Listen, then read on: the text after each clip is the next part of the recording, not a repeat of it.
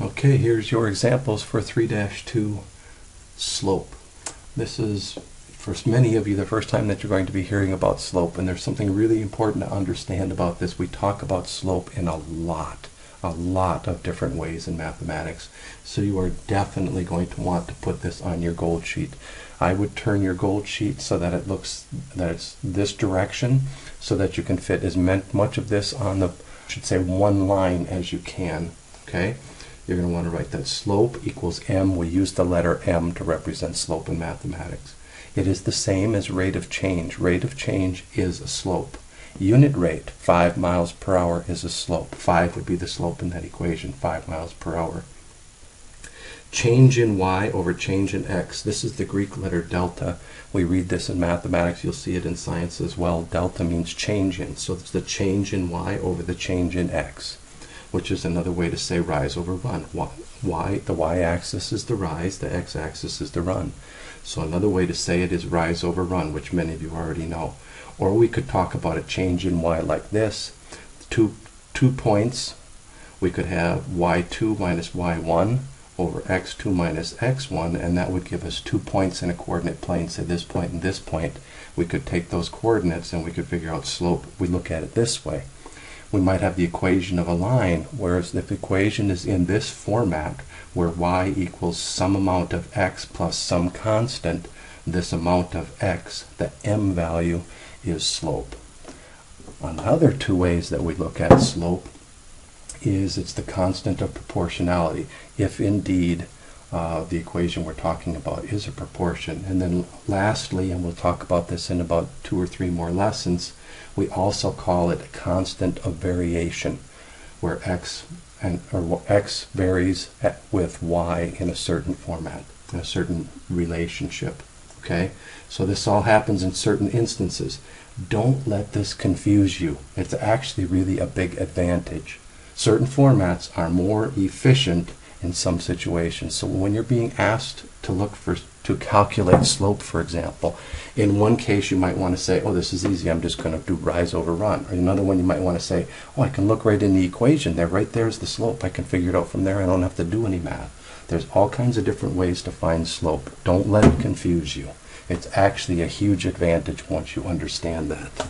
So let's look at example number 1. In example number 1, we have a treadmill, and it is 48 inches on the horizontal axis and 10 inches on the vertical axis. Okay, and they ask you to find the slope of the treadmill. So this is one of those cases where you would say, I choose to use rise over run to calculate this slope. My rise is from here up to here, and I can look over here, that's 10 inches. And my run is from here over to here, and I can see right here that that's 48 inches. So my rise over run, my slope, equals 10 over 48. I can reduce that by dividing both by 2, and I have a slope of 5 over 24.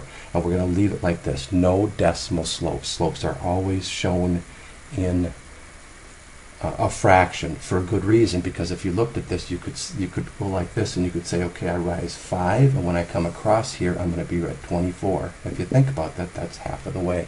It tells you that. But if I put this in a decimal, you would never recognize that. Leave slopes in a fraction. Please press pause and do letter A. Okay, example number 2. In this case, we have a point at 2, 4 and a point at 3, 6. I think they have this drawn here.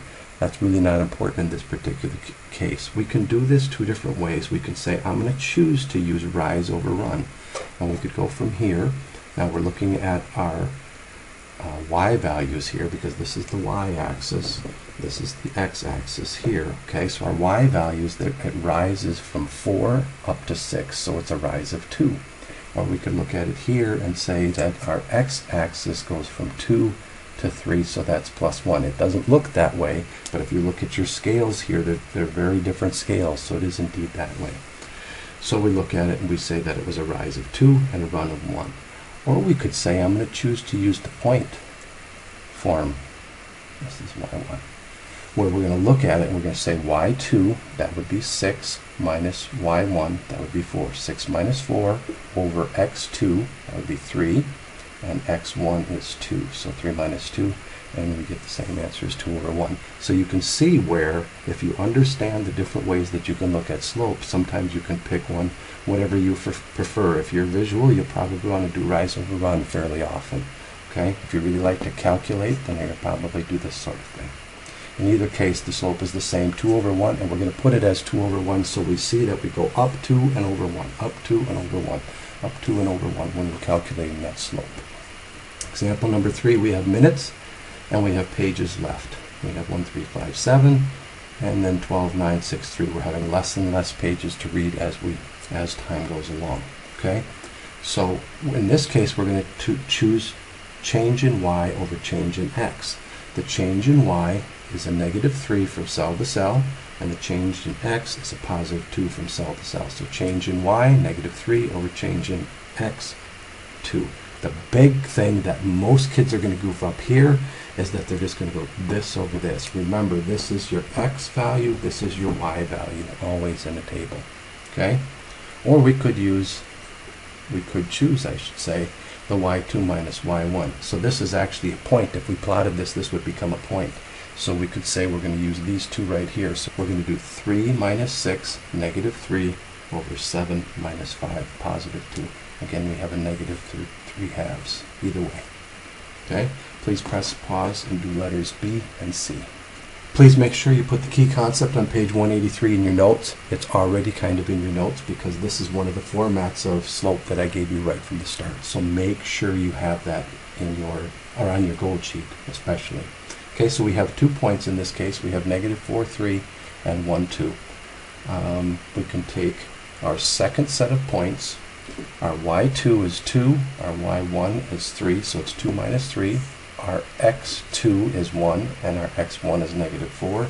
So it's 1 minus a -4. That really, I would write that down if I were you as 1 plus 4, and we get -1 over +5 as our slope.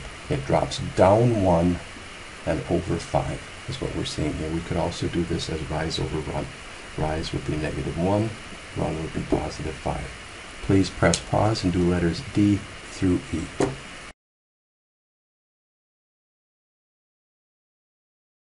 Here are your solutions to the 3-2 letter problems. In problem A, you have a hiking trail that rises 6 feet for every 100 feet of horizontal change. So it rises 6 feet and it runs 100 feet. So the rise would be 6, the rise over the run would be 6 over 100. We can divide both of these by 2 and we get 3 over 50 in simplest form. Remember, when it comes to slope, if it's something like 3 over 1, we're going to put it as 3 over 1, not 3. But if it's something like 6 over 100, we are going to simplify it. Remember to simplify slope. Letter B. In this case, we have 2 points on a line, and you can see you can simply look at the cross marks and count. I always tell folks in this particular type of situation, I tell students that it's a counting game. But one of the things that I found that students sometimes goof up is they take something like this and they count this first one and they go 1, 2, 3, 4. That is not a rise of 4, it is a rise of 3. You have to start here and you don't count until you actually move 1. So from here to here is 1, 2, 3, and then from here 1, 2, 3, 4. So the rise is 3, the run is 4. Very simple counting game, but make sure you count properly. Don't count where you start from. You haven't gone anywhere yet. Problem C. We have x values and y values. Take a look at it, and they all rise by 4 here, and they all rise by 1 here in the y column. But be careful when you do this. This is a very easy problem. Choose the change in y over the change in x, but it's so easy to consider this your change in y and say that the slope is 4 over 1. It's not. It's the change in y is 1, the change in x is 4. This is a very unfortunate situation that the way things turn out in mathematics in these tables, they're upside down, and that causes a lot of problems for a lot of kids. So make a mental note of it and be very careful. Every time the table's like this, think of this number over that number. Problem letter D. We have 2 points on a coordinate plane. Point A is at 2, 2, and point B is at 5, 3. So what we're going to do is we're going to use this formula. Choose this. Okay? Change in y being y2 minus y1 is 3 minus 2. X2 minus x1 is 5 minus 2, and we have 1/3.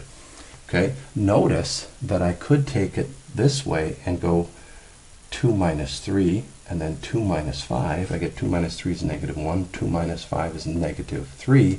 Negative over a negative results in a positive. I have two like answers.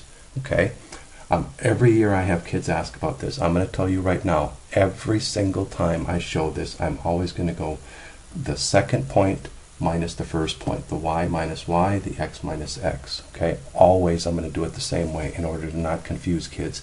However, if you learn to do it this way and you want to do it this way, that's fine. But please be careful about this right here. Don't change directions. Please follow carefully what I'm going to show you. You can go this minus this, or you can go this minus this, as long as you stay in the same direction. What you can't do is you can't go 3 minus 2 and then go 2 minus 5. You cannot change direction. If you go this way, then it also has to be this way. If you go this way, then it also has to be this way. You cannot go one direction one time and the other direction the other time, or you will not have a correct answer. Letter E, we have 2 points again, J and K. So we're going to say -2 minus -4 over -3 minus -7. And notice, I would not even ever write these this way. As I'm seeing them in my head, I would write it down this way immediately, but I showed the intermediate step to make sure you start learning to put this double negative as a positive. It's just so much easier. -2 plus 4 would be a +2. -3 plus 7 would be a +4. And 2 over 4 reduces to 1/2. There's your final answer. Please press pause and do guided practice.